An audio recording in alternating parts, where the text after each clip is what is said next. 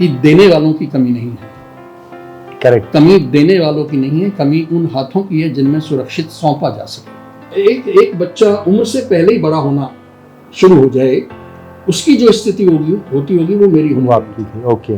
मैं बिना माँ को बताए अपने प्रिंसिपल को, हेडमास्टर को चिट्ठियाँ लिखता था कि भाई मेरी स्थिति ऐसी है, मेरी फीस माफ की जाए। हाँ, अच्छा, ओके। आपको आश्चर्य होगा कि हमने कभी फीस नहीं भरी। आप इतना कंसिस्टेंट एक जॉब में कैसे रह पाए, वो बताइए। आप जिसका भी नाम लें, जो भी संस्था में आए, बड़े बड़े, चाहे वो संगीतज्ञ हों, चाहे वो फिल्मी स्टार रहे हों, शशि कपूर हों, चाहे अनूप जलोटा हों, या और भी आप नाम ले सकते हैं, जगजीत सिंह जी हों, इन सबके कार्यक्रमों का संचालन करने का अवसर मिला मुझे। अगर आपको वापस से पीछे जाने का मौका मिले इस एक्सपीरियंस के साथ में, तो आपके जो कलीग्स थे उस वक्त, जो आपके साथ पढ़ाते थे, उसमें से किसको कुछ सलाह देना चाहोगे आप? उस समय लोग हमको अमर अकबर एंथोनी। क्या बात है। सबसे बड़ा अचीवमेंट आपको ऐसे दिमाग में क्या आता है कि this was my biggest achievement as a teacher? अभी तो बाज की असली उड़ान बाकी है। अभी तो बाज की असली उड़ान बाकी है, तुम परिंदों का अभी इम्तिहान बाकी है। अभी तो तुमने सिर्फ पर्वतों को छुआ है। अभी तो तुमने सिर्फ पर्वतों को छुआ है। अभी तो छूने को एक आसमान बाकी है, आसमान बाकी है।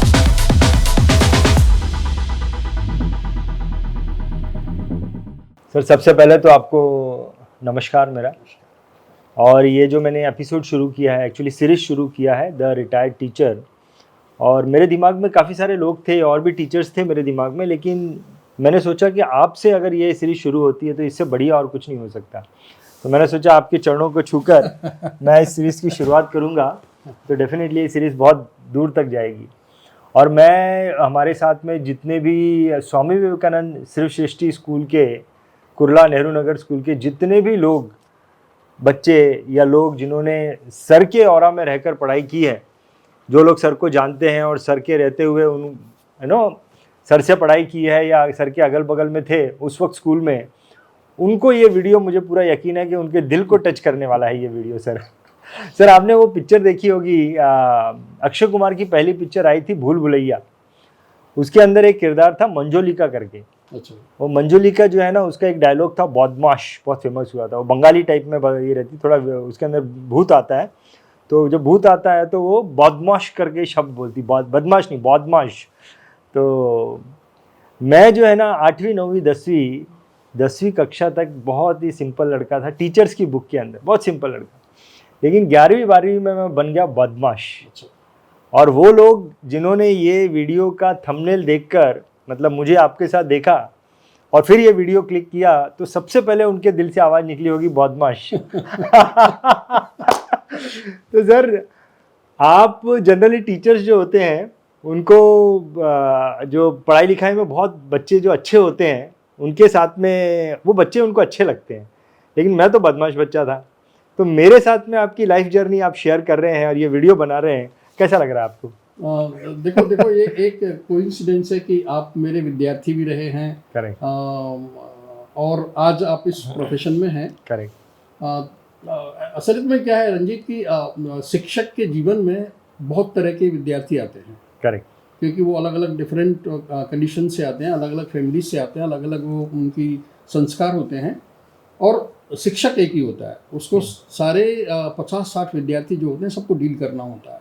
और आपने जो एक ख़ास बात कही कि जो बदमाश या बदमाश, ये बहुत, जिसने भी फिल्म में इसका इस्तेमाल किया है वो ज़रूर या तो उस कैटेगरी का विद्यार्थी रहा होगा या उस तरह के शिक्षक का वो विद्यार्थी रहा होगा।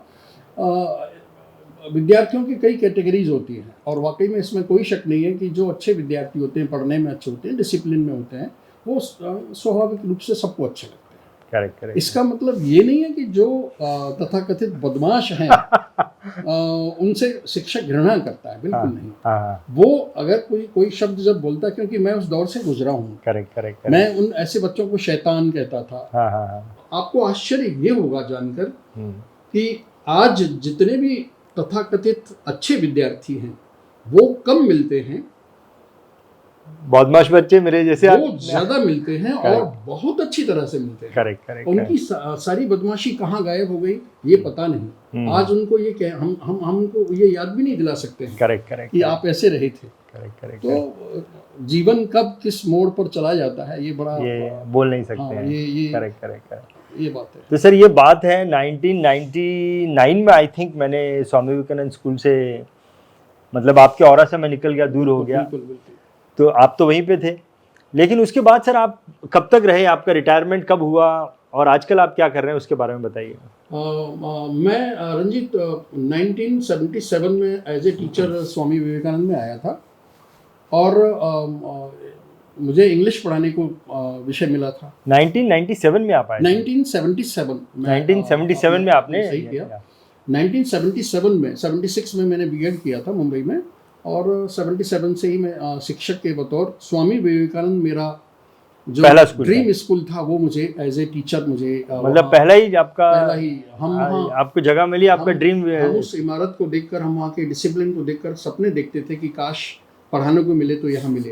और संयोग था कि वहाँ हम शिक्षक के रूप में मेरा अपॉइंटमेंट हो गया और इंग्लिश और आगे चलकर मैंने अपनी एजुकेशन, मैं बीएड आया था स्कूल में जब आया था और धीरे धीरे आगे चलकर मैंने 3-4 विषय में एमए किया, हिंदी में किया, पॉलिटिकल साइंस में किया, हिस्ट्री में किया, एमएड किया और इस तरह से फिर मैं जूनियर कॉलेज में पॉलिटिकल साइंस पढ़ाने लगा। यानी हाई स्कूल में इंग्लिश का एज ए टीचर रहा मैं और जूनियर कॉलेज में पॉलिटिकल साइंस का टीचर रहा और इस तरह से बाद के एग्जैक्ट 4 इयर्स मैं एज ए प्रिंसिपल उसी जगह पर उसी स्कूल में। कौन से साल की बात है? प्रिंसिपल आप कब? मैं 2007 में 2007 में प्रिंसिपल बने। ओके। मुझे अवसर मिला और 2011 58 इयर्स जैसे ही पूरे हो गए, अक्टूबर 2011 में मैं रिटायर हो गया। 2011 में आप रिटायर? हाँ, मैं 2011 में रिटायर हो गया और आज मुझे लगता है 13-14 साल 14 साल वहाँ चल रहा है, 14वां साल चल रहा है, 13 साल हो गए रिटायर। तो सर आप बहुत एक्टिव रहते हैं, क्या कर रहे हैं एक्चुअली? आप एक्टिव रहते हैं, मीटिंग्स करते रहते हैं, वो मुझे पता है, थोड़ा सा उसको डिटेल में बताएं, कर क्या रहे हैं एक्चुअली आजकल? असल में मेरे सामने भी ये प्रश्न आया था, जैसे हर किसी गवर्नमेंट एम्प्लॉय के सामने आता होगा कि भाई व्हाट आफ्टर रिटायरमेंट, रिटायरमेंट के बाद क्या? आपको भी सुनकर हैरानी होगी या बात लगेगी कि जब मैं रिटायर हुआ तो मैं कुछ दिनों तक मैं बिल्कुल बाकायदा जैसे घर में तैयार होकर बैठ जाता था। अच्छा। इतने बजे मुझे स्कूल जाना रहता था। हाँ। उतने बजे मैं तैयार रहता था। एवरीडे शेविंग करता था क्योंकि स्कूल जाते समय आपको अपडेट होना पड़ता था। लेकिन धीरे धीरे वो हकीकत माइंड एक्सेप्ट करने लगा कि भाई अब यू आर रिटायर्ड। लेकिन मेरा अपना एक अलग सोच है। मैं नहीं मानता हूँ कि हम रिटायर एक काम से हो गए, जो हमको एक जॉब मिला था, नौकरी जिसको कहते हैं तथाकथित।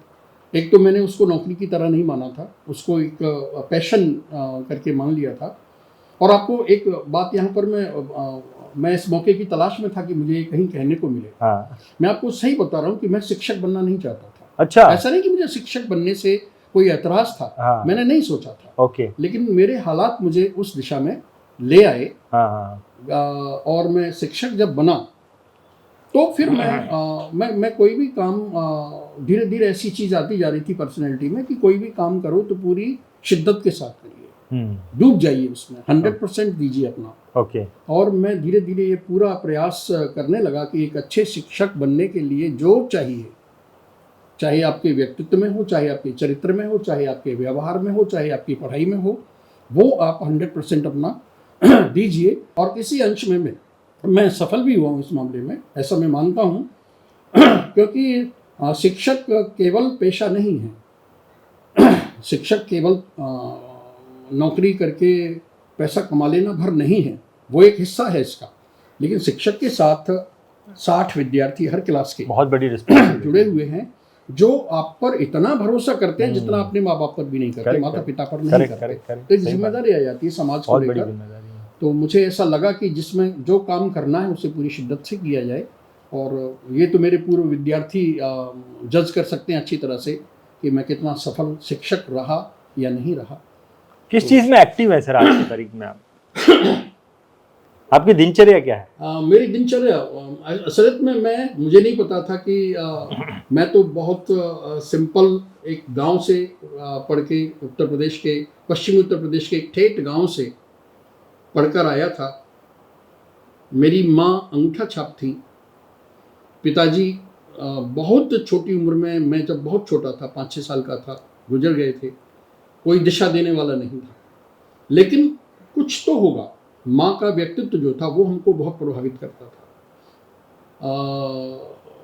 मुझे अच्छी तरह से याद है कि जब मुंबई में आने के लिए बीएड में जब मेरा एडमिशन हो गया, तो आप हैरान होंगे ये बात सुनकर कि मेरी माँ ने एक सस्ती सी डायरी और एक कलम मुझे दिया था खरीद कर।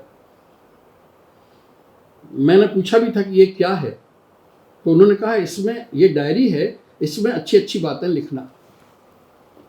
उनको ये डर था कि मुंबई जैसे बम्बई तथा उस समय बम्बई था, बम्बई जाकर न जाने बालक बदल ना जाए। आपको जानकर अच्छा लगेगा कि मैंने उस डायरी का इस्तेमाल इस तरह से किया कि उसमें शुरू में ही 3 बातें अपने ऊपर लागू करने के लिए लिखी मैंने। अच्छा। मैंने पहला लिखा कि बीएड में इतनी मेहनत करूंगा कि फर्स्ट क्लास आए। दूसरा था कि ऐसा बोलते हैं कि बम्बई जो है फिल्मी नगरी है, मैं पूरे बीएड में कोई फिल्म नहीं देखूंगा, बचकानी बातें थी। और तीसरी ये लिखा था कि किसी भी ऐब में नहीं जाऊंगा, किसी बुरी आदत में मैं अपने आप को नहीं डालूंगा। और उन तीनों पर अमल किया मैंने। मैं बीएड में फर्स्ट क्लास भी आया। कोई फिल्म उस समय भी नहीं देखी, फिल्म देखने का शौक आज भी नहीं है, वो एक अलग बात है। तो जीवन को आप कैसे ढालते हैं वो आपके ऊपर है, और दिशाएं अगर आपको मिलती चली जाएं तो आप वांछित दिशा में जा सकते हैं। सर अभी आपकी आफ्टर रिटायरमेंट आपने कुछ एनजीओ चालू किया है जिस पे आप काम करो, उसके बारे में कुछ बताइए। हाँ ज़रूर। 2011 में जब मैं रिटायर हुआ तो मुझे ये लगने लगा कि अब मैं क्या करूँ, आखिर करूँगा क्या। 1-2 साल घूम लोगे, आप कितना घूमोगे, कितनी तीर्थ यात्राएं करोगे, कितना आप बगीचे में घूमोगे, सुबह शाम कितने अखबार पढ़ोगे, कितना टीवी देखोगे। 1-2 साल तो गांव में जाकर मैंने अपना पैतृक मकान तोड़वा कर पूरा बनवाया।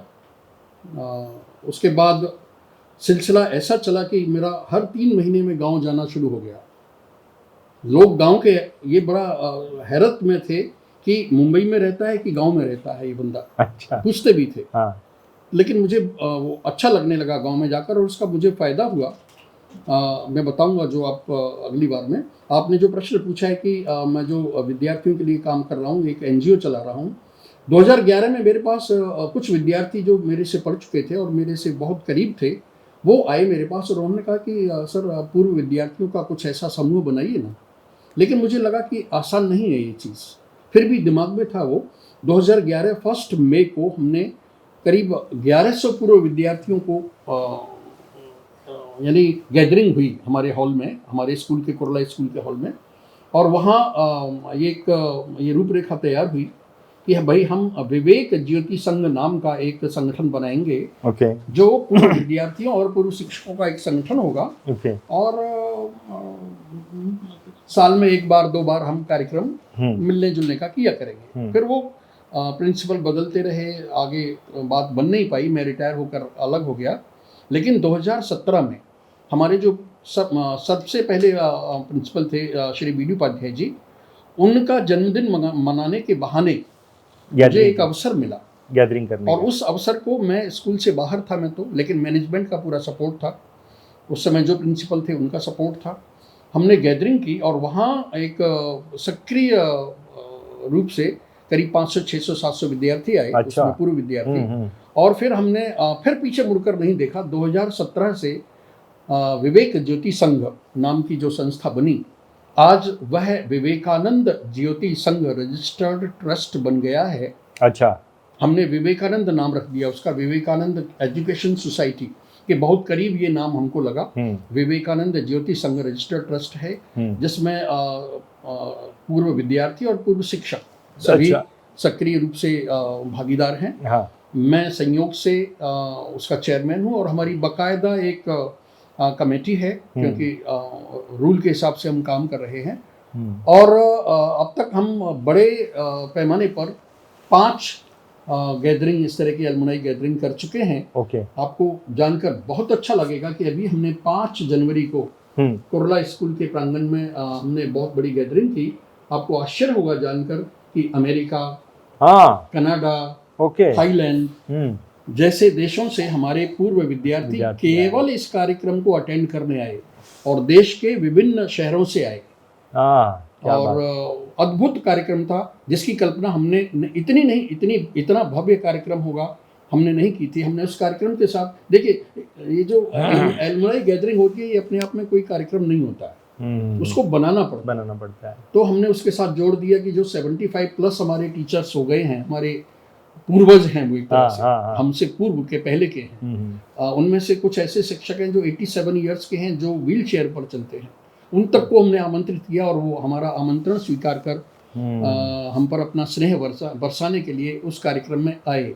आपको आश्चर्य होगा कि अपने प्राइमरी में पढ़ाने वाले शिक्षकों से मिलकर विद्यार्थी करीब 45 साल या 42 साल के बाद उन शिक्षकों से मिले और वो झरझर आंसुओं से रो रहे थे दोनों। तो इस तरह का कार्यक्रम हमने किया और केवल ये हमने एक अद्भुत योजना ये बनाई हुई है पूरे मुंबई में। मैं नहीं समझता हूँ कि इस तरह का कोई भी एलुमनाई संस्था होगी। हमने इसके साथ एजुकेशनल और चैरिटी का जो एक उद्देश्य जोड़ा हुआ है। हम जो ज़रूरतमंद विद्यार्थी हैं उनके लिए रेगुलर क्लासेस चलाते हैं, उनके लिए कोचिंग देते हैं, फ्री कोचिंग देते हैं, जबकि हम टीचर्स को पे करते हैं। हम उनकी फ्रीशिप पर भी भागीदारी करते हैं, हम उनको स्कॉलरशिप देते हैं। समय समय पर उनके लिए हम बहुत सारे वोकेशनल गाइडेंस के प्रोग्राम रखते हैं। बहुत बढ़िया। इस तरह का कार्यक्रम हम कर रहे हैं और बड़ा अच्छा प्रतिसाद मिल रहा है। मैंने कभी एक किसी महान नेता की एक पंक्ति मुझे अभी भी याद है कि देने वालों की कमी नहीं है। करेक्ट। कमी देने वालों की नहीं है, कमी उन हाथों की है जिनमें सुरक्षित सौंपा जा सके। तो मैं विद्यार्थियों को ये विश्वास दिलाने में अब तक तो कामयाब हूँ कि ये सुरक्षित हाथ हैं। आप हमको अपनी स्वेच्छानुसार सहयोग करिए ताकि यह पैसा आपकी मेहनत की कमाई का सही ठिकाने पर उन विद्यार्थियों के लिए उपयोग किया जा सके जो शिक्षा से वंचित होने की कगार पर खड़े हैं। बहुत बढ़िया। और आप जिस तरीके से बता रहे हैं मुझे ये फील हो रहा है कि मैंने बहुत बड़ी चीज़ को मिस कर दिया। चलिए एनीवे, अगले प्रोग्राम को मैं मिस नहीं करूंगा। तो आप एक्टिव रहते हैं इसमें, हर दिन आप एक्टिव रहते हैं, कैसा होता है? नहीं, इसमें क्या है, हमारे देखिए संयोग क्या होता है, ये सोशल वर्क है ना। और मेरा ये सौभाग्य है, मैं कहूँगा कि मेरे साथ जो विद्यार्थी हैं वो उनमें से कुछ बहुतों को मैंने पढ़ाया नहीं है, लेकिन या तो मेरी नेचर ऐसी है या वो इतने गुणी हैं कि एक बार मेरे से जुड़े तो फिर वो हमेशा के लिए जुड़ गए हैं। करेक्ट है ना। हमारी जो कमेटी है उसमें इतने समर्पित कार्यकर्ता हैं, पद का कोई भूखा नहीं है। यो पद विधि के अनुसार से यानी कानून के हिसाब से है, कोई चेयरमैन है, कोई सेक्रेटरी है, कोई चीफ सेक्रेटरी है, कोई ट्रेजरर है। लेकिन जब मैं किसी काम के लिए कह दूं, मुझे जाना नहीं पड़ता, काम सारे वो करते हैं, काम हो जाता है। मेरी केवल उपस्थिति होती है और अगर वो कहते हैं कि मैं उनका दिशा निर्देशन कर रहा हूँ तो ये उनका बड़प्पन है। बहुत बढ़िया, फैंटास्टिक। आपने बोला सर कि आप टीचर बनना नहीं चाहते थे, तो क्या ऐसा माहौल बना जिसके वजह से आप टीचर बन गए? बहुत अच्छा प्रश्न, आपने मेरे दिल की बात की है यहाँ पर। क्या था रंजीत, मुझे यहाँ कहने में कोई हिचक नहीं है। मैं जिन परिस्थितियों में पढ़ा था, बड़ा हुआ था, भाइयों में सबसे बड़ा, पिता नहीं, माँ। कहाँ की बात है, कहाँ पे आप पैदा हुए? उत्तर प्रदेश, डिस्ट्रिक्ट बुलंदशहर, अलीगढ़ के पास। अच्छा, ओके। 1953 में मेरा जन्म हुआ।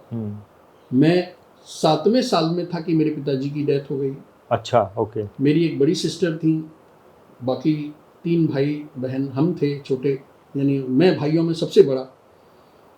तो वहाँ यानी पिता का ना होना जो एक उस समय के समाज में, और पैसे की भी उतनी कोई वो नहीं थी, तो वो परिस्थितियाँ ऐसी थी कि मुझे ऐसा आज मैं अच्छी तरह से महसूस कर सकता हूँ, क्योंकि मैं लेखक के रूप में भी मेरा व्यक्तित्व थोड़ा सा बनता चला जा रहा है। मैं समझ सकता हूँ कि एक बच्चा उम्र से पहले ही बड़ा होना शुरू हो जाए, उसकी जो स्थिति होती होगी वो मेरी होने वाली थी। ओके। मैं बिना माँ को बताए अपने प्रिंसिपल को, हेडमास्टर को चिट्ठियाँ लिखता था कि भाई मेरी स्थिति ऐसी है, मेरी फीस माफ़ की जाए। हाँ, अच्छा, ओके। आपको आश्चर्य होगा कि हमने कभी फीस नहीं भरी, हमको उतनी सुविधाएं मिलती चली गई, बिल्कुल मिलती ओके, चली गई। ओके।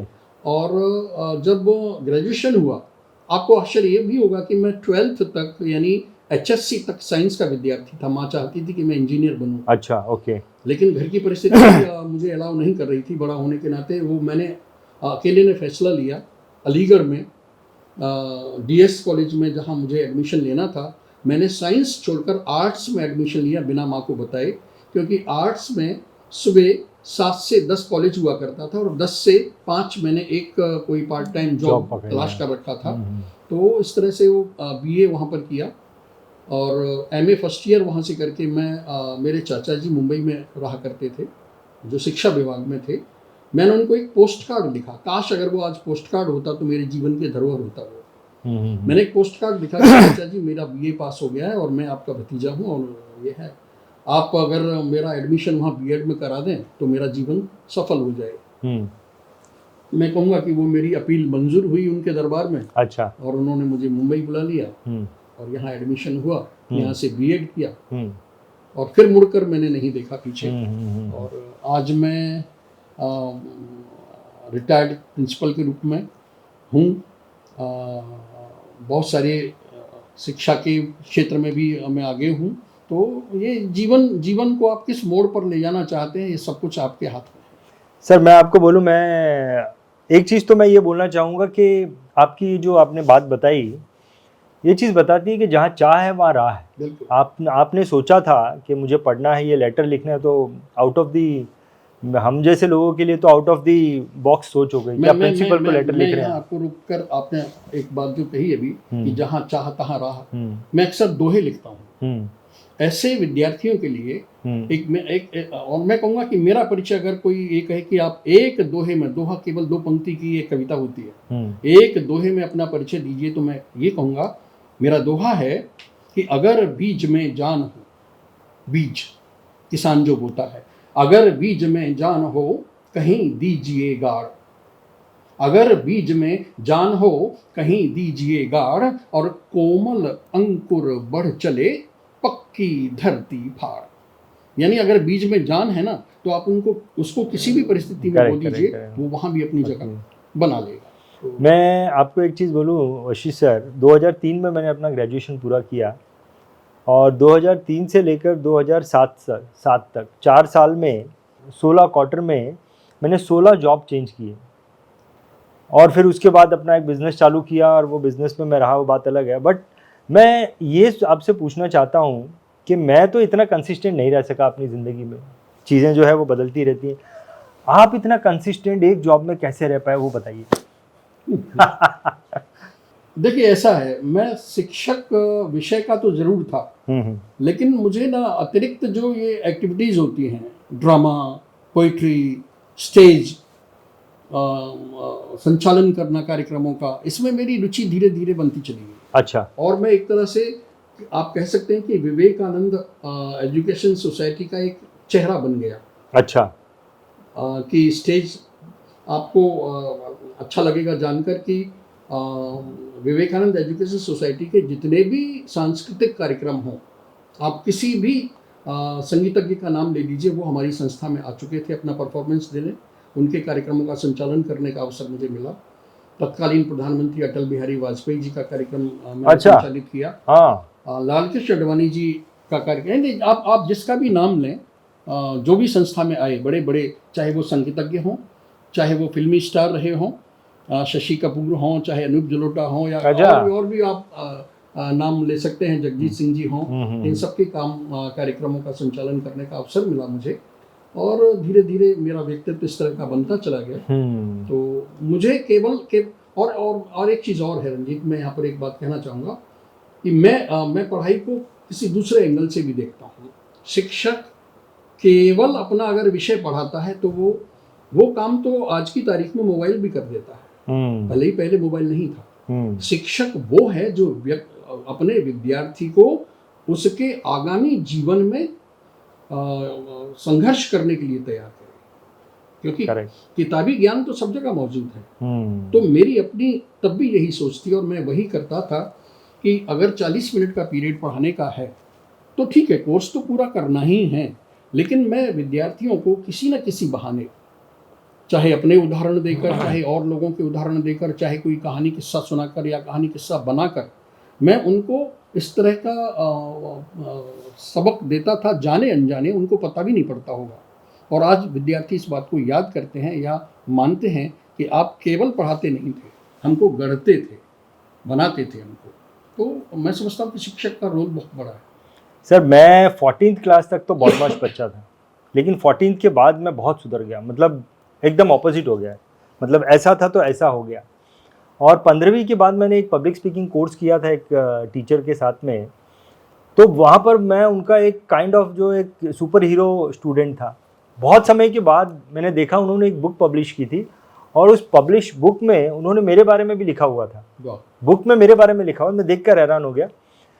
मैं आपको अपॉर्चुनिटी दे रहा हूँ सर, ऐसा कोई बच्चा आपके कार्यकाल का आप बताइए जो कि आपका मतलब कि आपको ऐसा लगता है सबसे बढ़िया बच्चा था पढ़ने में, आप उसका नाम लीजिए और बताइए वो कौन था। उसको बहुत अच्छा लगेगा सर, जो ये जिसको पता चले। कोई एक, आप आई नो आप बोलेंगे बहुत बच्चे थे, लेकिन कोई एक जिसका दिल से नाम निकले आपका। हजारों विद्यार्थी निकले होंगे, लेकिन हाँ, जैसा आपने कहा कि या तो शरारती विद्यार्थी दिमाग में रह जाते हैं, हाँ। या फिर इस मुझे तरह से टैलेंटेड बच्चा बताइए टैलेंटेड सर। बच्चा। या एक एक एक विद्यार्थी, मैं 3-4 विद्यार्थियों के नाम लूंगा। चलिए, एक ही बैच था, एक विजय जैन। ओके, कौन से साल का है? लगभग मैं समझता हूँ कि वो होगा 88, 87, हाँ हाँ, काफी पुराना। ओके हाँ। ठीक है। 90 के पहले का 90 के पहले का। ओके विजय जैन, ओके। जो आज मैं समझता हूँ कि किसी फॉरेन कंट्री में बहुत कुछ साल पहले संपर्क हुआ था उससे। अच्छा। वो एयरटेल का पूरा एक जोन का, वेस्टर्न जोन का इंचार्ज था। इसके बाद हरनाम सिंह मक्कर, जीनियस बच्चे थे। Okay okay. वो आज अपनी बिजनेस चलाते हैं, बहुत बड़े बिल्डर हैं। एक था ब्रजेश मिश्र। अच्छा ब्रजेश मिश्र जो इस समय बॉम्बे में रहते हैं, डॉक्टर ब्रजेश मिश्र। अच्छा ओके। वो भी जीनियस थे। और भी ऐसे 2-3 नाम उस बैच के, क्या बात, जो मुझे क्या तुरंत बात। याद नहीं आएंगे। तो इस तरह के विद्यार्थी कई गुजरे हैं। एक एक एक एक एक विद्यार्थी का उल्लेख तो मैं जरूर करना चाहूँगा। आपको आश्चर्य होगा जानकर कि मैं आप मुझसे पूछ रहे थे ना कि आपकी दिनचर्या क्या है, तो मेरी दिनचर्या इतना व्यस्त रहती है कि मुझे अच्छे खासे एक व्यस्त व्यक्ति की तरह मुझे भी अपना टाइम टेबल तय करना पड़ता है कि आज मैं क्या करूँ। ओके ओके, है ना। अभी मैंने पिछले दिनों अपनी पीएचडी पूरी की है। मैं हिंदी में पीएचडी की है। और पीएचडी करने के लिए मुझे प्रेरित करने वाला जो विद्यार्थी है वो है दीपक दुबे। अच्छा। डॉक्टर दीपक दुबे। ओके, हिंदी में आपका स्टूडेंट, आपका स्टूडेंट, मेरे स्टूडेंट रहे हैं। वो 2018 में एक कार्यक्रम में मिले। अच्छा। और हमने जो VGS का, विवेकानंद ज्योति संघ का एक कार्यक्रम में मिले, मुझसे कहा कि सर मैं पीएचडी कर रहा हूँ, आप क्यों नहीं करते। तो मैंने कहा मुझे बताना। और फिर वो मेरे ऐसे पीछे लगे कि अब सर अब फॉर्म निकलने वाला है, अब ये होने वाला है। तो मैंने अपना पेट एग्जाम क्वालिफाई किया मैंने मुंबई यूनिवर्सिटी से, और फिर अपने आप को रजिस्टर कराया। क्या बात। और आपको जानकर आश्चर्य होगा, मेरे गाइड के अंडर में 7 कैंडिडेट्स हैं। उनमें से मैं पहला कैंडिडेट हूँ जिसने with in the given time period 3 years में अपनी पीएचडी पूरी की है। Mind blowing, mind blowing.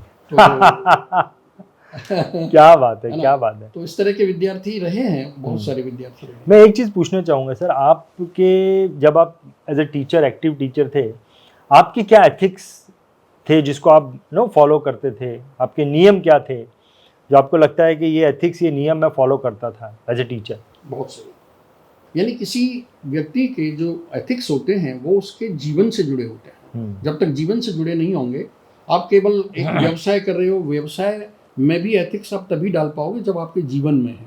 Correct. तो मैंने एक तो मेरे एथिक्स कुछ ये थे, मैं बहुत हार्ड वर्किंग व्यक्ति हूँ। ओके। मैं हार्ड वर्क को, मैं हो सकता है कि मैं ब्रेन से उतना जीनियस नहीं हूँगा। ओके। परसेंटेज लेना एक अलग मुद्दा होता है, लेकिन मैं हार्ड वर्क से वो चीज़ को, कमी को पूरा करते हुए। हार्ड वर्क बहुत ज़्यादा है। अपने काम के प्रति ईमानदारी, 100% ईमानदारी, किसी तरह का कोई गुरेज नहीं, कोई उसमें कमी ना छोड़ना अपने ऊपर। मैंने और इसके कारण कभी कभी आप अंदर अंदर घुटते रहते हैं। जब आप बहुत ज़्यादा अच्छाइयों को लेकर चलते हैं ना, तो अंदर से आपको संघर्ष करना पड़ता है, क्योंकि आखिर आप भी इंसान ही हो, आप भी औरों की तरह ही बने हुए हाड़ मांस के व्यक्ति हो, आपके अंदर भी बुराइयां कुलांचे भरती होंगी, करेक्ट उछलती होंगी अंदर से, लेकिन उनको रोकना, अच्छाई को ऊपर लाना। तो ये मेरे जीवन का सबसे बड़ा सिद्धांत रहा है कि आप अपने अंदर संघर्ष करते रहो, लेकिन बाहर वो संघर्ष ना दिखाई दे और बाहर आपकी अच्छाई ही दिखाई दे। और आज मैं उस मंजिल पर पहुंच चुका हूं। मैं संघर्ष अपने आप झेलते झेलते अब मैं इतना मजबूत हो गया हूं कि अब वो संघर्ष मुझे परेशान नहीं करता और मैं अच्छाइयों की ओर बढ़ रहा हूं। तो मेरी जो विशेषताएं ये रही, मेरे व्यक्तित्व की रही है कि बहुत हार्ड परिश्रम, यानी कठिन परिश्रम करिए, एक उद्देश्य लेकर चलिए, और उद्देश्य हमेशा आपकी क्षमता से ज़्यादा हो, क्योंकि मैं मानकर चलता हूँ there is something beyond the sky. पहले बोलते थे ना कि आकाश आसमान ही सीमा है, करेक्ट, लेकिन मैं मानता हूँ कि आसमान के बाहर भी कुछ है, ऊपर कुछ है, उसको क्यों नहीं तलाश करें। तो अपनी क्षमता से ज़्यादा आप टारगेट लेकर चलें हम, बहुत बढ़िया, और फिर अपने आप को झोंक दें उसमें, फिर पीछे मुड़कर ना देखें, क्योंकि रिजल्ट जब आएगा, उसका परिणाम, जो आप काम करें उसका जो परिणाम आएगा, वो फिर आपको पछतावा ना रह जाए, अरे मैंने इतना और कर लिया होता। तो ये जीवन के मेरे सिद्धांत रहे हैं, और मुझे इन पर पूरा पकड़ है कि हाँ, मैं उनको अपने जीवन में अपनाता हूँ, और वही मैं लोगों से चाहता हूँ, विद्यार्थियों से। मेरे दिमाग में इसका भी एक एग्जांपल आया कि किसी को समझने में थोड़ा डिफिकल्ट होगा कि आकाश के बाहर कैसे कोई चीज़ हो सकती है। तो जितना कुछ आपने आपके टीचर के करियर में जितना लोगों को सिखाया, वो सीखना लोगों के लिए आकाश था, लेकिन आज ये जो वीडियो लोग देख रहे हैं और इससे जो सीखेंगे ना, वो आकाश के परे की चीज़ है। यहाँ से बहुत कुछ सीखने मिल जाएगा, आपके आज के वीडियो से बहुत कुछ सीखने को मिलेगा। मैं कहूँगा अंतिम सांस तक। करेक्ट। और मैं तो ये मानता हूँ कि व्यक्ति अपने जीवन का सबसे महत्वपूर्ण सबक अपनी अंतिम सांस पर सीखता होगा, अगर वो उस समय होश में रहता होगा। हाँ, क्या बात। जगत मिथ्या बोलते हैं ना, संसार मिथ्या है, ये हम कहने के लिए कहते हैं, लेकिन वो सीखेगा तब जब अंतिम सांस ले रहा होगा, तब प्रैक्टिकल समझ में आएगा। बहुत बढ़िया, बहुत बढ़िया। सर, अगर आपको अपने पास्ट में जाने का मौका मिले, समझ लो कि पास्ट में अशोक वशिष्ठ जो है अभी भी पढ़ा रहा है वहाँ पे, तो आपको अगर इस एक्सपीरियंस के साथ पास्ट में जाने का मौका मिले, तो आप वो जो अशोक वशिष्ठ उधर पढ़ा रहा है उसको क्या सलाह देंगे आप? उसको सलाह मैं ये दूंगा कि बच्चों, तुमने अपनी पढ़ाई जो BA B.Ed बन के शिक्षक बने थे उस समय, अगर और शुरू में ज़्यादा पढ़ाई कर ली होती तो तुम शायद समाज को और ज़्यादा दे पाते। तो शिक्षा, मैं ये मानता हूँ, जब मैं MA कर रहा था, पढ़ाते पढ़ाते मैंने फर्स्ट MA हिंदी में किया, फिर पॉलिटिकल साइंस में किया, फिर हिस्ट्री में किया, फिर M.Ed किया, है ना। तो जो मेरे और साथी थे वो ये कहते थे कि फ़ायदा क्या होना है इसका। तो केवल फ़ायदा, फाइनेंशियल फ़ायदा होगा कि नहीं होगा, उसको देखना मैंने कभी नहीं माना, है ना। मुझे ऐसा लगता है कि अगर आप इंटेलेक्चुअली रिच होते चले जाते हैं तो बाकी सारी चीज़ें तो अपने आप पीछे आती हैं आपके, चाहे वो पैसा हो, चाहे यश हो, चाहे पहचान हो, वो सब अपने आप आता है ना। तो अगर मुझे पुराने उसमें जाना पड़े तो मैं यही कहूँगा कि शुरू में आप अपनी जितनी शिक्षा बढ़ा सकते हैं, बढ़ानी चाहिए। अच्छा, मैं ये कहूँ, पढ़ लेना चाहिए, बिल्कुल पढ़ना चाहिए, क्योंकि शिक्षा ही है आपको जो आपके यानी वांछित दिशा दे सकती है, आप बहुत बढ़िया चमत्कार कर सकती है, बिल्कुल। बहुत बढ़िया। आपको मैंने जब पूछा सर कि कोई ऐसे स्टूडेंट का नाम बताइए जो बहुत अच्छे हैं, तो आपने काफ़ी सारे बच्चों के नाम बताए, लेकिन अभी जो मैं प्रश्न पूछूं उसमें आप शायद एक जन का भी नाम नहीं लेंगे, लेकिन एक जन का नाम जरूर लेना। कौन बच्चा आपकी लिस्ट में सबसे बदमाश था? एक जन का नाम तो लीजिए। देखो बदमाश, देखो मेरे को बदमाश कहने में तो अच्छा लग रहा था, तो बदमाश सुनने में भी मजा आता है स्टूडेंट्स लोगों को।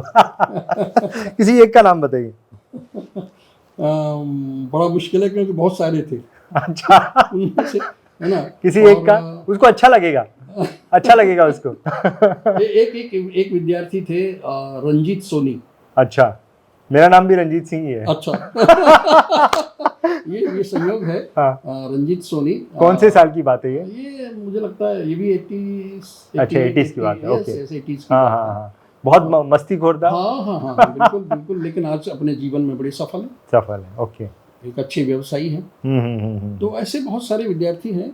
मैंने कहा ना कि शरारत जो है उनकी उम्र का तकाजा रहा होगा, करेक्ट, परिस्थितियां रही होंगी, करेक्ट, करेक्ट, करेक्ट। लेकिन जीवन संवारना तो हर कोई चाहता है ना, और कब किसको कहाँ मंजिल मिल जाए कौन जानता है। करेक्ट, करेक्ट, बहुत बढ़िया।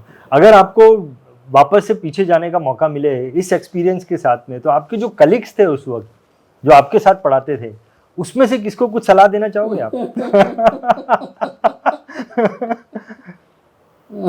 देखिए, ऐसा कहा जाता है कि मैं जब शिक्षक हुआ था तो मुझसे पहले श्री M.G. लोहिया साइंस के शिक्षक थे। लोहिया सर ना? लोहिया सर, और चेंबूर में रहते थे ना वो? बिल्कुल, हिमाचल प्रदेश के निवासी हैं। हाँ। और मेरे आसपास ही आए थे Shri S.K. Pandey sir, Shrikant Pande, science के टीचर। ओके। उस समय हम तीनों की टिकड़ी कही जाती थी। अच्छा। हम तीनों लगभग हम उम्र थे। अच्छा। एक ही साल में 53 में ही तीनों का जन्म हुआ था, और 2-2 महीने के अंतराल पर हम तीनों रिटायर हुए। अच्छा। और संयोग देखिए कि मैं एज ए प्रिंसिपल रिटायर हुआ, Lohia ji as a vice principal retire हुए, और हमारे S.K. Pandey sir as a senior supervisor retire हुए। अच्छा। यानी तीनों अधिकारी बनकर ही रिटायर हुए थे। हाँ। तो हम तीनों अपने जो एक खाली समय होता था, बहुत अच्छी तरह से फिल्मी गाने सुनना, है ना, बेला के फूल, रात को 11 बजे तक किसी के घर पे हम लोग चले गए, किसी के रूम पर, जब तक शादी नहीं हुई थी, है ना, तो ये सब सुनना, ये सब हमारा शौक था। और एजुकेशनल ट्रिप्स जो हमारे प्रिंसिपल साहब 10 दिन का रखते थे, उसकी जिम्मेदारी पूरी हम पर होती थी। इस तरह से हमने पूरा लगभग भारत भ्रमण भी किया था। अच्छा। और हम उस समय लोग हमको अमर अकबर एंथोनी, क्या बात है। आप अपने आप को कौन से किरदार में देखते हैं, अमर अकबर या एंथोनी? तो इस तरह का जीवन बड़ा अच्छा गुजरा है। और शिक्षक के रूप में सलाह किसको देंगे? सलाह किसको कुछ बोला है? सलाह मैं देना चाहूँगा S.K. पांडे सर को। अच्छा, ओके। कि मुंबई में रहते हुए भी वो मुंबई से इस समय नहीं है। अच्छा। वो गांव में चले गए हैं। अच्छा। गोंडा में। मेरी तरह, लोहिया जी की तरह वो भी अगर मुंबई में यहाँ रहे होते तो हम आज भी अमर अकबर और एंथोनी के रूप में रहे होते। और वो दोस्ती कायम। तो लोहिया सर मिलते रहते हैं आपको? बहुत बढ़िया। आशीष जी, आपको क्या लगता है, आप you are very creative person है सर, मैं देखता था आपको, you are very creative person, और आप बहुत फेमस व्यक्ति थे एज ए टीचर। आपको क्या लगता है, आपका सबसे बड़ा अचीवमेंट आपको ऐसे दिमाग में क्या आता है कि this was my biggest achievement as a teacher? अगर काउंट करने जाएं तो होना तो ये चाहिए कि भाई कितने आपने इंजीनियर बना दिए, कितने आपके पढ़े लिखे डॉक्टर बन गए, कितने पढ़े लिखे आपके MBA हो गए, क्या हो गया। लेकिन वो हिसाब किताब रखना पॉसिबल नहीं है। वो तो हुए ही होंगे। हाँ। मैं समझता हूँ कि कितने आपने अच्छे इंसान बना दिए। करेक्ट। ये सबसे ज़्यादा इम्पोर्टेंट। और इस मायने में मैं कुछ हद तक अपने आप को सफल मानता हूँ। बहुत बढ़िया। मैं इसलिए सफल मानता हूँ क्योंकि मैं भी एक सामान्य व्यक्ति से अपने आप को चेंज हुआ महसूस कर रहा हूँ इस उम्र में आकर। और वो चेंज मेरा एज ए जो 34 साल की मेरी टीचिंग पीरियड रहा, क्योंकि दिन पर दिन आप सीखते हैं, आप भी अपने आप को परिमार्जित कर रहे हैं। और 34 साल के बाद जो 11 साल है, मैं 11 साल में चुप नहीं बैठा रहा। 11 साल में आपको जानकर आश्चर्य होगा, मैं इस समय महाराष्ट्र मंत्रालय के लिए ट्रांसलेशन जॉब कर रहा हूँ, जबकि मैंने कभी ट्रांसलेशन करना सीखा नहीं।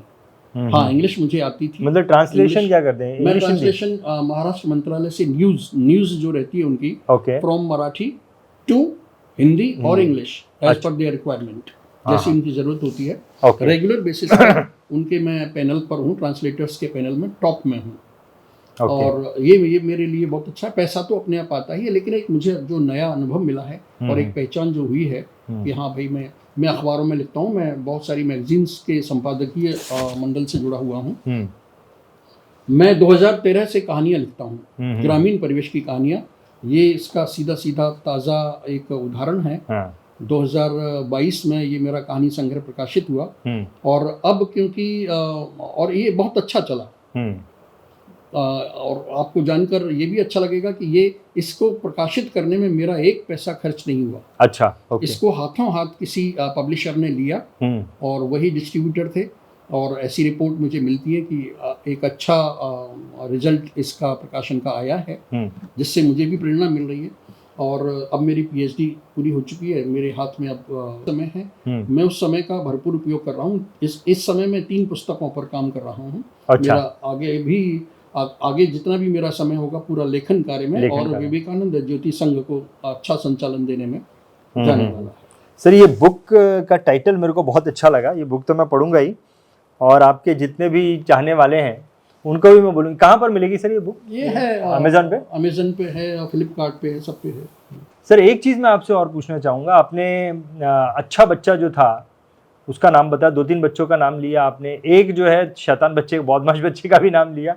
कोई ऐसा बच्चा आपको, किसका ऐसे बच्चे का नाम लेना चाहेंगे आप, आपके स्टूडेंट का, बच्चे तो नहीं बूढ़े हो गए, जो आपको ऐसा लगता है कि इस व्यक्ति ने ज़िंदगी में सबसे ज़्यादा सक्सेस को हासिल किया आपके लिस्ट में ऐसा? Doctor Gopal Rai. Okay. Doctor Gopal Rai, ये बच्चा, मेरे अंदर एक ऐसी क्षमता विकसित हो गई बच्चों के साथ रहते रहते कि अब जब रंजीत मेरे सामने हैं तो मैं आपको विजुलाइज कर लेता हूँ कि आप जब 8वीं 7वीं में पढ़ते होगे तो लगभग आपका फेस ऐसा रहा होगा। ओके। तो डॉक्टर गोपाल राय के बारे में मैं ये कहना चाहूँगा कि डॉक्टर गोपाल राय एक शिक्षक के पुत्र हैं।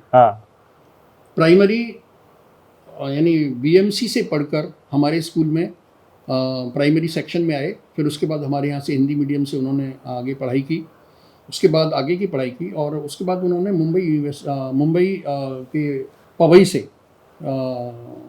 पवई आईआईटी से उन्होंने आईआईटी की, पीएचडी की, और आज वो ग्रुप ऑफ कंपनीज चलाते हैं जो ब्रिज कंस्ट्रक्शन का काम करती है, ब्रिज रेस्टोरेशन का काम करती है। अच्छा।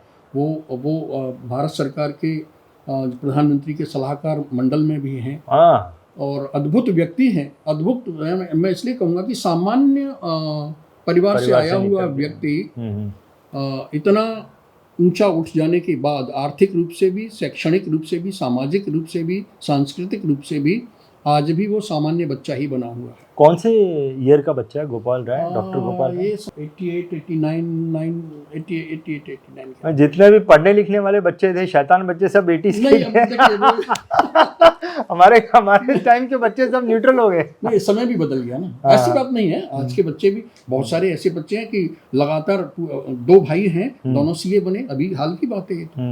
बहुत सारे बच्चे हैं। हाँ, पुरानी बातें हैं, पुराने विद्यार्थी ज्यादा संपर्क में हैं। करेक्ट। ऐसे हैं बहुत सारे। और एक बच्चा हमारा ये है, अब तक मेजर था वो, तिवारी, संदीप तिवारी, मेजर संदीप तिवारी। मेरे साथ में पढ़ता था। शॉर्ट में एक किस्सा सुना, मेरे साथ में पढ़ता था, मेरी क्लास में था। अच्छा। तो अब देखिए ना, वो आपके ही क्लास मेरी क्लास में था, है ना। 2010 में हम एनुअल डे कर रहे थे कुरला स्कूल में। मेजर तिवारी आए सामने, बोले सर मैं लेफ्टिनेंट हो गया हूँ। तब वो लेफ्टिनेंट थे। अच्छा। तो मैंने कहा तुमने संदीप पहले नहीं बताया होता तो मैं तुमको चीफ गेस्ट बनाता कार्यक्रम का। मैं प्रिंसिपल था उस समय। तो संदीप बोलते हैं कि सर जब मैं मेजर बन जाऊं तब मुझे चीफ गेस्ट बनाना। और जब वो मेजर बने तो हमें जानकारी मिली वो हमारे विवेकानंद ज्योति संघ के सम्मानित चीफ पेट्रॉन मेंबर भी हैं। हम उनको पूरी रिपोर्ट देते रहते हैं। वो तो व्यस्त हैं अपनी जॉब में, इस समय लद्दाख में हैं। हाल में ही मालूम पड़ा है कि वो लेफ्टिनेंट कर्नल बन गए हैं। सर, संदीप तिवारी मेरी क्लास में था, मैं उसके बारे में बताता हूँ। बहुत डेडिकेटेड लड़का था, मेरी क्लास में था वो तो पढ़ने लिखने वाला था, मैं तो मस्तीखोर लड़का था 13वीं में। सर 2 टिफ़िन लेके आता था बेचारा, उसका एक टिफ़िन हम लोग खा जाते थे, फुटबॉल खेलता था वो, और दूसरा टिफ़िन वो चुपके खाता था, एक टिफ़िन उसका हम सब खा जाते थे। तो संदीप आई डोंट नो, मुझे पहचाने, लेकिन 13वीं क्लास में हम लोग साथ में थे विवेकानंद डिग्री कॉलेज में। उसके बाद जब वो मेजर बने तो आपको अच्छा लगेगा जानकर, मैंने ये बात मैनेजमेंट से कही और उनसे बात करके 26 जनवरी का हमारे यहाँ विवेकानंद एजुकेशन सोसाइटी अपने स्पोर्ट्स ग्राउंड पर, डिग्री कॉलेज के बड़े ग्राउंड पर, बाकायदा बहुत बड़े लेवल पर मार्च पास्ट और वो सब करती हैं। उनको चीफ गेस्ट बनाया गया। डॉक्टर गोपाल राय और मेजर संदीप तिवारी को दोनों जीप पर चढ़कर सलामी ले रहे थे। उस समय मेरा सीना गर्व से फूला हुआ था कि वो दोनों विद्यार्थी मेरे हैं। क्या बात, बहुत बढ़िया, सुपर। सर, आपके लाइफ का जो देखो ना, आपने कहाँ से आपकी जर्नी में देख रहा हूँ, आपकी जर्नी भी एक्स्ट्रा ऑर्डिनरी है। कहाँ से आप प्रिंसिपल को पत्र लिखा करते थे, मतलब something out of the box, बहुत मोटिवेशन मिल रहा है। आपकी ज़िंदगी का अगर आपको निचोड़ निकालना पड़े ऐसा लर्निंग का कि भाई मेरी ज़िंदगी की ये लर्निंग है, तो क्या बोलेंगे आप? बहुत क्लियर है, क्योंकि सपाट है ज़िंदगी एकदम। बहुत क्लियर ये है कि हम देखिए, जब बच्चा पैदा होता है तो उसे नहीं पता होता है कि वो कहाँ जाएगा, किन हालातों में पैदा होगा। लेकिन जो भी हालात हों, या तो दो ही परिस्थितियां हैं आपके पास। या तो आप हार जाइए, हार कर आप बैठ जाइए थके मांदे। मैं भी चाहता नहीं भाई, घर में स्थितियां ऐसी हैं, ये है वो है, तो कहीं छोटी मोटी नौकरी कर रहा होता, कहीं प्राइवेट कंपनी में नौकरी कर रहा होता, है ना। या तो आप इतना जज्बा पैदा करिए अपने अंदर कि हालात आपके आगे आकर खड़े हो जाएं कि बच्चा मुझे किधर चलना है, यानी आप हालातों को चेंज करिए ना। करेक्ट। क्यों समझौता करें हम समझौता करें, इसका मतलब हम हार मान रहे हैं। तो मैं तो कह रहा हूँ कि संघर्ष ही जीवन है। मेरे जीवन का एक ये रहा है कि संघर्ष करते रहिए। संघर्ष करने का मतलब लड़ाई झगड़ा करना नहीं है। आज तक मेरे जीवन में मेरा किसी से झगड़ा नहीं हुआ, किसी से मेरी तू मैं नहीं हुई, मैंने किसी को गाली नहीं दी आज तक, मैंने किसी से अपशब्द नहीं कहा, है ना। इसका मतलब ये नहीं है कि मैं बहुत अच्छा हूँ, मेरे अंदर भी बुराइयां होंगी, है ना। लेकिन आप कैसे किसी परिस्थिति को लेते हैं, कैसे अपने जीवन को आप ले रहे हैं, उसमें से कैसे निकलना है आपको, वो मैंने सीखा है और अपने ऊपर ही अपनाया है। और अभी भी मेरे जीवन का केवल एकमात्र ध्येय है कि अभी भी अगर मेरे अंदर एज ए ह्यूमन बीइंग कोई बुराई है जिनको मैं जानता हूँ, अपनी बुराइयों को मुझसे अच्छा कोई नहीं जानेगा, करेक्ट, है ना। अब मैं अपनी बुराइयों को जानता हूँ, अगर अपने बचे हुए जीवन में उन बुराइयों से मैं मुक्ति पा जाऊं तो कम से कम एक व्यक्ति तो ठीक हो। तो मेरे संपर्क में कोई आए तो वो दूसरा तो कुछ प्रेरणा ले मेरे से। मैं ये मानकर चलता। बहुत बढ़िया, बहुत बढ़िया सर। आपको तो आपसे इंस्पिरेशन हम लेते रहते हैं, हम बच्चे जो हैं स्टूडेंट, हम तो लेते रहे आपसे इंस्पिरेशन, आपके बारे में सब जानते रहे। थोड़ा सा आपके परिवार के बारे में भी जानना चाहते हैं। हमारे जो दर्शक हैं, आपकी न्यूक्लियर फैमिली के बारे में कुछ बताइए सर। आपकी मतलब बहुत छोटी सी फैमिली है। हाँ। मेरी श्रीमती जी हैं। जीवन में देखिए ना, हर व्यक्ति का जीवन एक उपन्यास होता है, महाउपन्यास होता है, मैं कहूँगा महाग्रंथ होता है। अगर वो अपने जीवन के ग्रंथ को लिखना चाहे ना तो एक पठनीय चीज़ बनेगी। तो मेरी श्रीमती जी शिक्षिका रही हैं। अच्छा। जब मेरी शादी हुई थी तो वो बीए थी। अच्छा। मैंने यहाँ बीएड कराया उनको, यही सोचकर कि जीवन में कब क्या हो जाता है किसी को पता नहीं। करेक्ट। लेकिन 3-4 साल एज ए टीचर काम करने के बाद जब मुझे लगने लगा कि बच्चों की पढ़ाई पर असर आ रहा है, क्योंकि एक समय मैं बाहर रहता था, दूसरे समय वो बाहर रहती थी, बच्चे दोनों समय माता पिता से अलग रहते थे, तो वो कुर्बानी। How many kids you have? मेरे 2 बच्चे हैं, एक बेटा है एक बेटी है। ओके। बेटा उच्च शिक्षित है मैं कहूँगा, और मुझे बड़ा अच्छा भी लगता है। बहुत प्यारा बच्चा है, अनुशासित है, चरित्रवान है, मैं कहूँगा सारे गुण मेरे ही आए होंगे ये मैं नहीं कह सकता हूँ, लेकिन उसकी माँ के गुण उसमें ज़्यादा आए ऐसा मैं मानकर चल रहा हूँ। वो हाईली क्वालिफाइड है, सीए है, एमबीए है, अच्छा, फाइनेंस में एमबीए किया है उसने, एलएलबी किया हुआ है, और क्या बात, अमेरिकन कंपनी में वो फाइनेंस कंट्रोलर है। और उससे छोटी बेटी है। अच्छा। जो होम्योपैथ डॉक्टर है। बहुत बढ़िया। आपका लड़का सर मेरे साथ में ही था, मेरी क्लास में नहीं था, मेरे साथ में ही था वो। उसका विवेकानंद एजुकेशन से भी उसने डिग्री कॉलेज किया, लेकिन हमारा जो ईयर पढ़ाई का चल रहा था वो साइमल्टेनियसली चल रहा था, एक ही साथ में हम लोग। सर मैं आपसे एक चीज़ और पूछना चाहूँगा कि आपने किसी बच्चे को डांट दिया होगा, कुछ बोल दिया होगा, और बाद में आपको आज भी रियलाइज़ होता होगा यार मैंने कुछ गलत डांट दिया, इसको कुछ गलत ही बोल दिया, ऐसा कुछ मोमेंट आप बता सकते हैं? बिल्कुल बता। ये तो मैं समझता हूँ हर शिक्षक के जीवन में ऐसे पल आते ही हैं। किसी एक बच्चे को मैंने डांट दिया था और थोड़ा सा यहाँ सिर पर चपत मार दी थी, जो उस बच्चे को अपमानित जैसा फील हुआ, वो रोने लगा। कौन सी क्लास का बच्चा? 8वीं या 9th का रहा। 9th का बच्चा। वो थोड़ी देर को ऐसा सिर पकड़ के बैठ भी गया था। तो जब मैं शिक्षक ही था, प्रिंसिपल नहीं हुआ था। उसके बाद मैं जब छुट्टी हुई तो उसके साथ थोड़ा दूर तक चला साथ में और उससे बातचीत की मैंने। असल में क्या है जब हम बच्चों को किसी को डांटते हैं ना, या अब तो खैर आप स्केल से भी नहीं मार सकते, अच्छा। तय नहीं कर सकते, है ना, और ज़रूरत भी नहीं है मेरे ख्याल से उसकी। तो जब आप किसी को डांटते हैं तो उस समय बच्चे को ज़रूर लगता होगा कि खड़ूस है टीचर की क्या है, लेकिन आपको आश्चर्य होगा कि जो ज़्यादा पिटे हैं वो शिक्षक के ज़्यादा करीब आज हैं। मैंने ये कई बार देखा है। क्योंकि वो अब आकर वो जब वो 40-45 साल के हो गए ना, और जब उनको सही दिशा मिल गई अपने जीवन की, तब उनको ये महसूस हो रहा है, होता है कि वो वाले सर ने मुझे जो मारा था। अब मैं एक छोटी सी बात आपको बताऊंगा कि एक बच्ची जो आज एक अच्छी एंकर है, प्रोग्राम्स की एंकर है, वो मुझे बता रही थी कि सर मालूम है मैं एंकर कैसे बनी। उसने मुझे बताया कि कभी भाषण प्रतियोगिता के लिए नाम का सिलेक्शन करने के लिए मैंने उसके नाम को रिजेक्ट कर दिया था कि तुम अच्छा नहीं बोल पाती हो बेटा, तुम नहीं कर पाओगी। तो उस दिन से उसने जिद कर ली कि मैं अच्छा बोला करूंगी, अच्छा भाषण दूंगी। उसने मुझे बताया कि मैं इस जिद के कारण आज एंकर हूँ सर। आपका ही आशीर्वाद है, चाहे वो क्या तरह से मिला। क्या बात है। कोई ऐसा मोमेंट आपको याद है सर अपनी क्लास का कि एक कुछ अनएक्सपेक्टेड चीज़ कोई घटी हो मेरी क्लास में, फनीएस्ट इवेंट कुछ हुआ हो क्लास में जो आप शेयर करना चाहोगे? बिल्कुल करना चाहूँगा। एक बार का मुझे याद है, मैं 11th में पॉलिटिकल साइंस पढ़ाता था। प्रिंसिपल बनने से कुछ सालों पहले की बात है। 11th स्टैंडर्ड में पढ़ाते थे? हाँ, जूनियर कॉलेज में। ओके। शिक्षक दिवस से कुछ दिन पहले, यानी 5 सितंबर से पहले कुछ विद्यार्थी शरारत में पहले जो फैन ऊपर रहता है ना, टीचर के ऊपर जो फैन रहता है उस पर चौक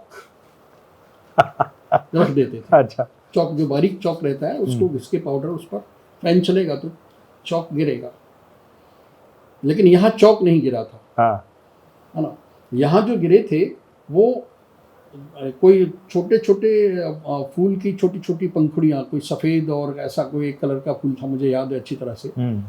तो मुझे अटपटा लगा, क्योंकि मैं अनुशासन को सबसे ज़्यादा महत्व देता था। ये मुझे अनुशासनहीनता लगी कि भाई इसकी ज़रूरत क्या है आज करने की। तो मैं पूरी क्लास पर नाराज़ हुआ कि ये गलत है, ऐसा नहीं करना चाहिए।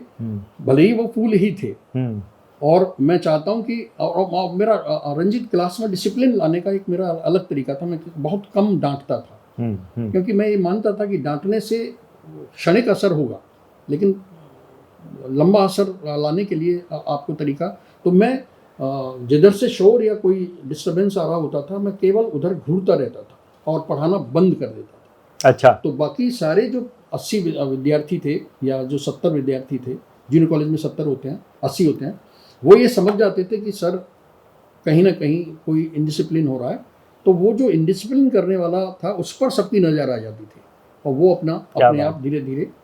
तो क्या बात, ऐसी बहुत सारी बातें हैं, बहुत सारी बातें। सर आपको क्या लगता है, जैसे कि आपने काफ़ी सारी चीज़ें बताई आपके व्यक्तित्व के बारे में, लेकिन फिर भी मैं थोड़ा इसको और खोदना चाहूँगा। आपको क्या लगता है कि आप एज ए टीचर दूसरे टीचर से कैसे भिन्न थे, थोड़े भिन्न थे? क्या चीज़ें आपको लगता है कि ये मुझ में भिन्नता थी? अच्छा प्रश्न है। देखिए, मैं हमेशा ये मानकर चला हूँ कि मैं सौभाग्यशाली था कि जिस विद्यालय में हमको एज ए टीचर काम करने का अवसर मिला, वहाँ एक से एक धुरंधर शिक्षक थे, एक से एक विद्वान थे। हिंदी के विद्वान, गणित के विद्वान, मैं कहूँगा साइंस के एक से एक विद्वान थे। मतलब मैं उनके आगे तो मैं कहीं भी नहीं था। अगर ज्ञान की बात की जाए तो मैं कहीं भी नहीं था। अच्छा, बिल्कुल, ओके। मैं बिल्कुल नहीं था। किसके नाम गिनाऊं? कितने शिक्षकों के नाम मैं ले सकता हूँ। चाहे और किसी एक का नाम लेकर मैं दूसरे को भूलना नहीं चाहता, इसलिए नाम लेना ठीक नहीं होगा। हम वहाँ ऐसे थे जैसे एक समुद्र में छोटी सी मछली। अच्छा, ये कहाँ की बात कर रहे हैं आप? मैं अपने स्कूल की बात, ये हिंदी मीडियम स्कूल की बात कर रहे हैं, क्योंकि आप तो यहाँ पर भी थे ना, इंग्लिश मीडियम स्कूल में भी थे आप। हाँ, मैं हिंदी मीडियम की बात कर रहा हूँ। अच्छा। जो सिंधी सोसाइटी में था अपना, वो भी हिंदी मीडियम था, लेकिन उसमें इंग्लिश मीडियम भी था। हाँ, तो मैं वहीं से बात कर रहा हूँ, क्योंकि मेरा अपॉइंटमेंट 77 में हुआ। 17 साल तक वहाँ थे, वहाँ पे। यहाँ 95 में आई कोटला स्कूल। तो मैं बता रहा हूँ कि छोटी सी मछली के जैसे थे हम तो उनके आगे, उनकी विद्वता के आगे। Correct, okay. लेकिन जैसा कि मैंने कहा कि धीरे धीरे ये अपनी पहचान बनाना, अपने आप को एक प्रेजेंटेबल पर्सनैलिटी बनाना, है ना। अदरवाइज 5 फुट 2 इंच का आदमी, मैं अपने आप को तो बहुत ये मानता था कि मैं क्या हूँ इनके आगे सबके, कुछ भी नहीं। लेकिन मेरे अंदर कुछ चीज़ें आती चली गई। जैसे मैंने कहा कि जब मुझे अवसर मिला नाटक लिखने का, जब मुझे अवसर मिला अपनी कविताएं लिखने का, नाटक मेरे मंचन डिग्री कॉलेज तक पर मेरा नाटकों का मंचन हुआ, तो मेरी पर्सनैलिटी अपने आप निखरती चली गई। और जब मुझे मंच पर माइक मिला, यानी संचालन करने का, कार्यक्रम संचालन, तो फिर तो मैं मंच का बादशाह, अपने आप को मैं आज भी स्टेज का बादशाह मानता हूँ जब मैं मंच पर खड़ा होता हूँ। क्या बात। तो उस समय तो कहीं ना कहीं आप अगर मैं वहीं हार कर बैठ गया होता, ये निराश हो गया होता कि नहीं भाई मैं तो ठीक है नौकरी करूँगा, भाग जाऊँगा, तो ऐसा नहीं था। मैंने अपनी अलग पहचान बनाई और मैं समझता हूँ ऐसा सब किसी को करना चाहिए, हर किसी को। सर मैं आपको बोलूँ, फिल्म इंडस्ट्री में जो बहुत फेमस एक्टर हैं आमिर खान, उसकी हाइट भी 5 फुट 2 इंच ही है। 5 फुट 2 इंच जो है ना, ये हाइट में कुछ मैजिक है सर। आपको क्या लगता है सर, आपकी जो जर्नी रही है उसमें अप एंड डाउन तो होते हैं, ऐसे ही करके सब ऊपर जाते हैं। आपकी इस जर्नी का सबसे पीक पॉइंट क्या था, आपको क्या लगता है? जब जहाँ पर आप हर तरीके से you are just growing, whether it is financially, name wise, fame wise, वो समय आपको याद आता है? ये 2008 की बात है, 8 और 7। अच्छा, 7 and 8। Okay, when you were principal. जब मैं प्रिंसिपल बने नहीं थे। मैं अगर यहाँ कुछ बातें बोलूँगा तो शायद बोस्टिंग हो जाए। हाँ। मैं प्रिंसिपल बना, मेरा बेटा सीए बना। अच्छा। बहुत सारी यानी फेलियर पाकर वो सीए जिस दिन बना, हम लोग लिपट कर रोए दोनों बाप बेटे। अच्छा, क्या बात है। ना। मेरी बेटी इस साल डॉक्टर बनी। ओह हाँ। अच्छा। तो ये 3 जो बड़ी चीज़ें थी मेरी लाइफ की। देखिए मैं मानता हूँ कि हाँ, हमने तो अपनी ज़िंदगी जी ली, करेक्ट, लेकिन अगर हम बच्चों को वो भी एक शिक्षक होने के नाते हम पर ज़्यादा सामाजिक जिम्मेदारी है कि अपने बच्चों को नहीं कर पाए तो दूसरों को क्या ठीक करेंगे, है ना। तो अगर हम अपने बच्चों को सक्सेस में थोड़ा सा योगदान कर जाते हैं तो ये बहुत बड़ी अचीवमेंट है। तो ये बड़ी अचीवमेंट थी मेरे जीवन की कि, और उस मेरी बेटी डॉक्टर बनी थी, होम्योपैथ, और उसी साल हमने उसकी शादी, यानी ये 4 इवेंट जो थी जीवन। सुपर, बहुत बढ़िया। एक ही साल में मेरे सामने जैसे झोली भर दी हो किसी ने। मैं आपको बोलूँ सर एक बात, ऊपर वाला आप पे कुछ ज़्यादा मेहरबान है। क्यों मैं बताऊँ? क्योंकि 2008 एक ऐसा वर्ष था जहाँ पर दुनिया में एक बहुत बड़ा पेंडेमिक आया था, फाइनेंशियल पेंडेमिक आया था, और आपकी ज़िंदगी में उसके ऑपोजिट सक्सेस का आपके लाइफ का सबसे बड़ा पीक पॉइंट है। तो बहुत सारे लोगों का सबसे बड़ा डाउन पॉइंट है वो। बहुत बढ़िया सर। अभी भी स्टूडेंट्स आपको फ़ोन करते रहते हैं, मिलते रहते हैं, मुलाकात होती रहती है? रंजीत, इस मामले में मैं बहुत रिच हूँ। बहुत रिच हैं? क्या बात, क्या बात, क्या बात। देखिए मेरी बैंक में अगर 50 लाख रुपया है वो सब यहीं रखा रह जाएगा। करेक्ट, करेक्ट, है ना। क्या लेकर कौन जाएगा? करेक्ट, कितना कमाया कोई नहीं पूछता, कोई नहीं पूछता है ना। आज मैं इतने सुकून की जिंदगी जी रहा हूँ, इतनी दुआएं मेरी झोली में है, मैं सही बता रहा हूँ। हाँ, कोई इसमें बनावट नहीं है, है ना। और ये कहते हुए मैं इमोशनल भी हो रहा हूँ थोड़ा सा। क्या बात है कि अगर मेरी जिंदगी में हमारे यानी कोई भी व्यक्ति, और मैं समझता हूँ शिक्षक की जिंदगी तो शायद ईश्वर ने ऐसी बनाकर भेजी है, माइंड ब्लोइंग, कि अगर तुमने ये नहीं लिया, यानी लोगों की दुआएं नहीं ली, शिक्षक विद्यार्थियों को के दिल में अगर तुम नहीं बसे तो तुमने क्या शिक्षक क्या शिक्षक बने तुम। बहुत बढ़िया। तो ये मुझे लगता है कि ये सुअवसर होता है हमारे जीवन में। तो मेरी ज़िंदगी में ये बहुत बड़ा वो रहा है। मेरे अंदर कोई विशेषताएं हैं मैं तो नहीं मानता हूँ। मैं तो एक सामान्य व्यक्ति हूँ जो बुराइयों का पुतला है। उन बुराइयों से धीरे धीरे मुक्ति पाने का प्रयास करने की कोशिश कर रहा हूँ, है ना। जीवन में कितना सफल हो पाएगा आदमी ये मुझे खुद नहीं मालूम है, लेकिन जज करने वाले दूसरे लोग हैं। मुझे मैं जो संस्था चला रहा हूँ ये मेरे लिए ईश्वर का भेजा हुआ एक प्रसाद है मेरे ख्याल से। तो मैं क्या कर रहा हूँ, मैं अपना केवल शारीरिक श्रम कर रहा हूँ। मैं वहाँ बॉडीली उपस्थित हो जाता हूँ, अपने ब्रेन का थोड़ा सा इस्तेमाल करता हूँ। भावनाएं मेरे अंदर बहुत ज़्यादा हैं, उन भावनाओं को वहाँ पिरो देता हूँ तो चीज़ अच्छी बन जाती है। लोगों को लगता है कि आदमी बहुत काम कर रहा है, काम कोई और करवा रहा है ना, ईश्वर काम करवा रहा है, मैं तो ये मानकर चलता हूँ, बहुत बढ़िया, है ना। और मैं समझता हूँ कि आज 72 की एज में मुझे बड़ा फक्र होता है कि मैं 72 का हूँ, 77 का भी हो जाऊँगा, 78 का भी हो जाऊँगा, तो भी यही जज्बा मेरा बना रहेगा, ऐसा मैं मानता हूँ। फिजिकली डाउन होता जाऊँगा अलग बात है, लेकिन मेंटली डाउन करने वाला मुझे कोई नहीं है, जब तक मैं खुद अपने आप को डाउन नहीं करता हूँ।